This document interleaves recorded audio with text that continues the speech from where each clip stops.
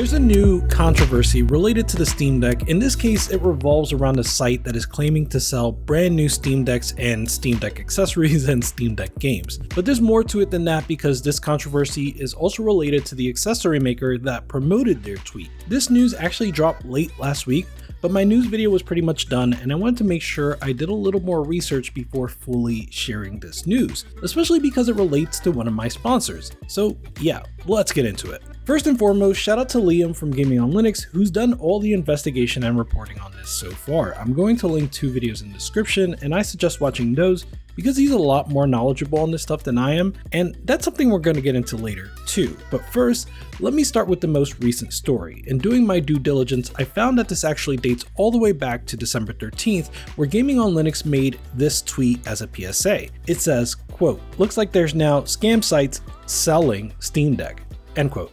He goes on to tag @OnDeck, and he links to the site in question, steamdeck.info, and closes with, quote, "Remember to buy direct from Steam," end quote. To be honest, I missed this initial tweet, and it's no surprise because there was a lot going on around that time, but this tweet was a high-level PSA without much info yet. The implication is that you can't claim to be a legit site and sell brand new Steam Decks, and yeah, I agree. Valve and Komodo are the only legit retailers so far. You could theoretically resell never opened Steam Decks, and that could be providing a service to people, but that's different than making yourself out to be an authorized retailer of decks.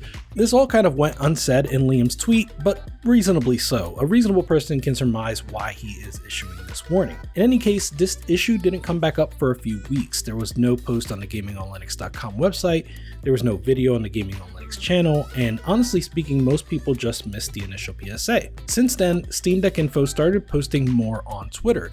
They would mention other deck-related folks in their tweets, as well as do giveaways, all normal ways to be a part of a community and start to build a following. But then on December 30th, they tweeted this, quote, "We are excited to announce our partnership with JSAUX Official, a team of passionate people who aims to bring the best accessories for Steam Deck. This collaboration will enable @SteamDeckInfo to become an authorized reseller for JSAUX's products," end quote. There's that word again, authorized. Remember that for later. For now, the point is that this alleged scam site was claiming to enter a partnership with JSAUX, and what's worse is JSAUX retweeted this. Now, moment of honesty, I hearted one of the Steam Deck Info tweets without knowing who they were.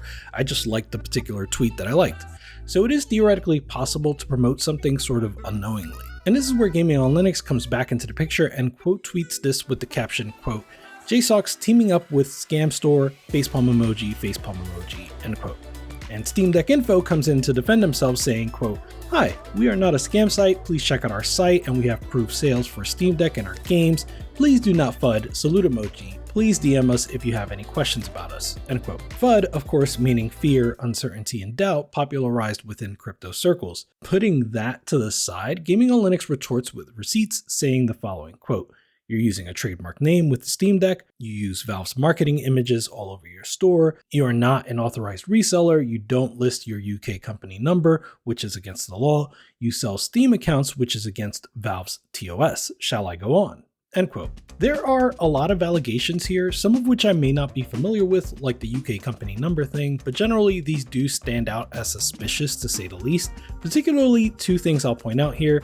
With regard to claiming to be an authorized reseller, their website used to say the following, quote, "All the Steam Deck are purchased and shipped from Valve directly to you using our Steam account. All Steam Deck are brand new and ordered from the official Steam Deck site," end quote. I don't know if this is claiming to be an authorized reseller, but it's certainly fishy, especially when combined with the fact that they were claiming to sell Steam Decks at a discount. Furthermore, I'm not sure what service this sort of dropshipping would provide to a consumer. And the second thing to point out is that they were selling Steam accounts wholesale, which is in fact against Valve's terms of service. You can't just sell your Steam account, and if you do, you risk getting banned. In addition to those 2 really suspicious items, there's one more that's been discussed since then as well. Steam Deck Info also sells nearly 15,000 Steam games, and I would doubt that they've already established relationships with some of those publishers like Capcom, Square, Sony, and Ubisoft. It also seems unlikely that they'd have the capital to buy keys for 15,000 games and have that stock ready for you. It's much more likely then that they're buying keys from key shops, which are already questionable in their own right, and selling them to a consumer for a small profit. Now, all in all, I can see what Steam Deck Info would like to accomplish here. They'd like to be a one-stop retailer for all things Steam Deck, right? Whether it's accessories, games, or the Steam Deck itself. But I've certainly seen enough that unless Steam Deck Info were to make some really huge changes, I would never purchase anything from them, and I would never promote them.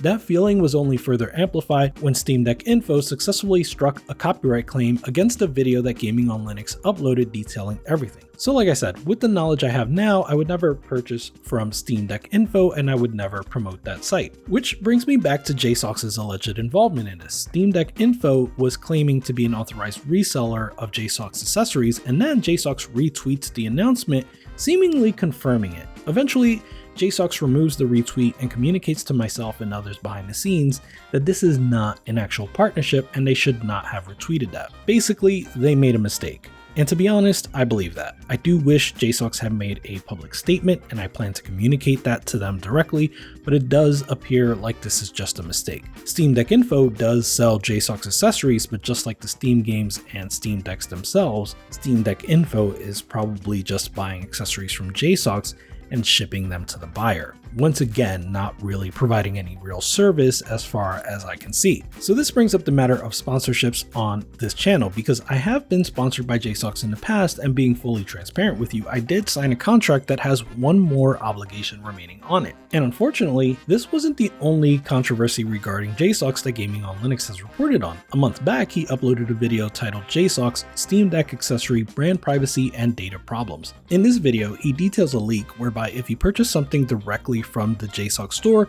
you may end up getting a spam email from another store, specifically CBD Shop. The two events do appear to be connected and confirmed by multiple people, but it's unclear where the leak is coming from. For example, people using other stores built on Shopify have reported similar problems. Could it be a Shopify issue? Could it be a problem with one of the third-party scripts that are used? As far as I can tell, this has all been extremely unclear. Of course, regardless of who's at fault, this would be the responsibility of JSAUX since it is their store. As a result, JSAUX has communicated to me that they were conducting an investigation and that they take privacy very seriously. And again, I believe them. So that leaves this all in a very weird place, and where there are two sort of not fully resolved controversies that JSAUX has been involved in. And I want to be clear about two things here. First is that while I don't speak a lot with Liam from Gaming on Linux, he's someone where sometimes I agree with him, sometimes I don't, but I have been given no reason at all so far to question his ethics and his integrity, so I fully support his investigation efforts up to this point.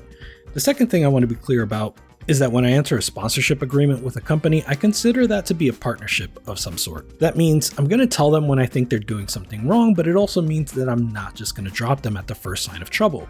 Every person and company makes mistakes. This is even true for employers that I've had. Sometimes my voice is heard and sometimes it's not. So with all that being said, I expect to fulfill my current obligation with JSAUX. I could have worked with virtually any Steam Deck accessory maker, and I was very skeptical of all of them to start, not just accessory makers either, right? I'm very grateful that I turned down a sponsorship with established titles before they got exposed. I also turned down a sponsorship with Raid Shadow Legends. I even almost did a sponsorship with an anchor company, not realizing the hot water that they had gotten themselves into. But when I used JSAUX's products, there was a level of quality I didn't expect given the affordability. I don't work with sponsors based on money, I work with sponsors based on the brands I've used or would use, and I absolutely would use JSAUX's products even if I weren't sponsored by them. Bill from Nerdness has an ethics statement that he shares with companies he works with, and I've begun doing the same. Here's what his ethics statement says, quote, "My reviews are always as objective as possible, and my opinions are always my own. I will be honest about my opinion of your product. You're not buying a good review.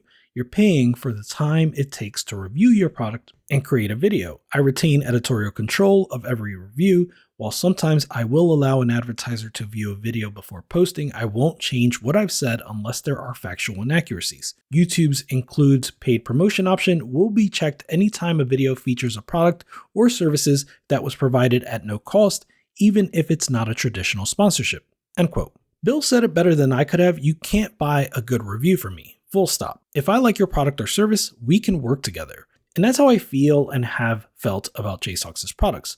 Now, are there things they can do better? Absolutely. The main thing I'd like to see from them is more public accountability. I think if they are not at fault, then Liam has done them a favor by uncovering these details, and I would personally prefer it if they saw it that way too. I'm letting them know that this is how I feel, and I'm hoping that they respond positively to that. For now, I will continue to leave affiliate links in my description and share their products where appropriate. Certainly let me know what you think about all this drama in the comments below. That gang out. Goodbye.